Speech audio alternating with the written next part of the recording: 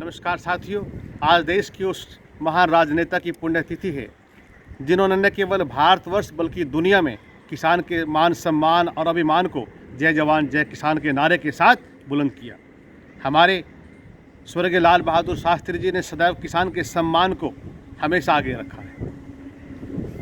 मैं कल करनाल में कैमला में हुई मुख्यमंत्री की रैली, जो लोकतंत्र के इतिहास में हरियाणा प्रदेश की राजनीति में एक बड़ा दुर्भाग्यपूर्ण विषय रहा, लेकिन इसमें मुख्यमंत्री ने जिस प्रकार से सारे की सारी अपनी असफलता को, सरकार की विफलता को, सरकार की कमजोरी को, सरकार की दिशाहीनता को केवल कांग्रेस और दूसरे किसान नेताओं पर मढ़ दिया।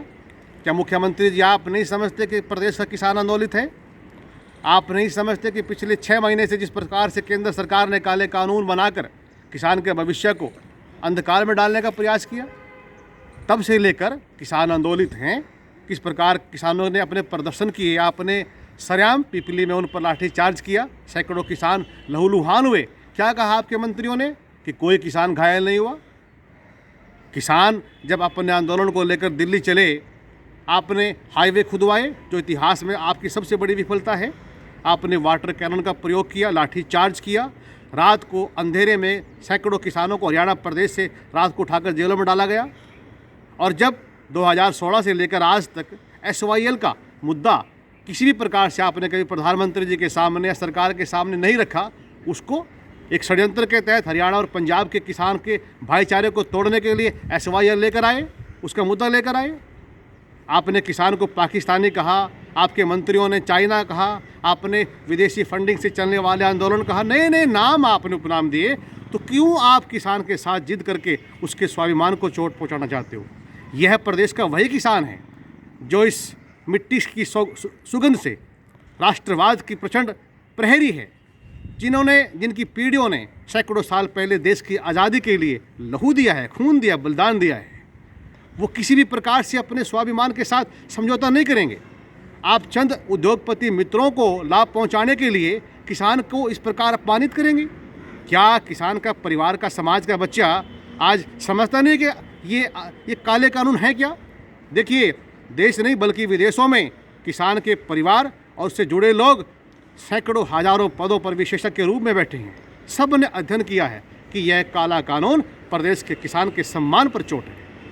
आप बात करते हैं किसान आंदोलन को किस प्रकार से, आपकी भाषा देखिए, अमर्यादित भाषाएं आपकी रही है, आपके अलोकतांत्रिक तरीके रहे हैं। और जब आप कभी कहते हैं, आपके मंत्री कहते हैं कि चुनाव लड़ना, चुनाव में हमें प्रतिशत वोट मिली है, आप अपने वर्तमान को ना देखिए, आप क्या थे पहले वो देखिए। पहली बार हरियाणा प्रदेश के लोगों ने आपको सत्ता सौंपी थी और उसके बाद 75 पार का नारा दूसरी बार दिया, 40 पर आकर आप रुके।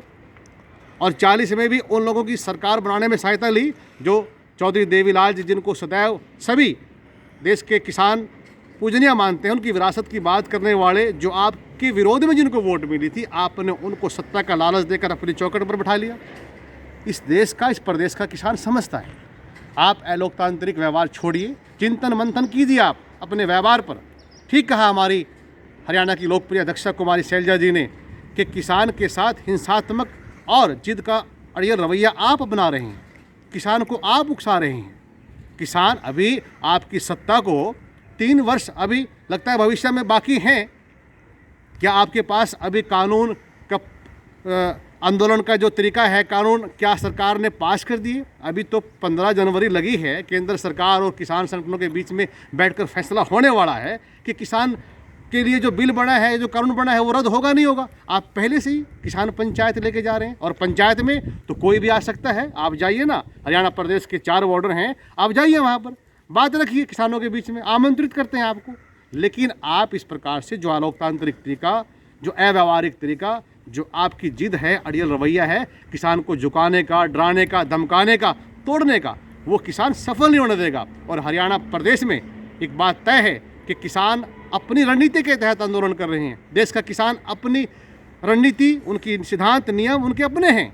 लेकिन जहाँ पर भी कांग्रेस को जरूरत पड़ेगी, जहाँ पर भी वो कांग्रेस का सहयोग चाहेंगे, हम इस सत्तासीन, घमंड, अहंकारी सरकार के खिलाफ कांग्रेस हर प्रकार से किसान के आंदोलन का समर्थन करती है। और मुख्यमंत्री जी आप अपनी भाषा को, अपने व्यवहार को, अपने चिंतन को बदलिए। ये सत्ता सदैव किसी के नज़दीक नहीं रहती, सत्ता बदलती रहती है। केवल आपके अहंकार की वजह से हरियाणा प्रदेश में इस प्रकार से अलोकतांत्रिक घटना हुई, जिसकी हम निंदा करते हैं। हमें दुख है कि हरियाणा प्रदेश के अंदर एक ऐसा अनुभवीहीन मुख्यमंत्री बैठा है, जिन्होंने प्रदेश के किसान को भी अपमानित करने का प्रयास किया और हरियाणा प्रदेश के लोकतंत्र को भी और भाईचारे को भी। जय हिंद।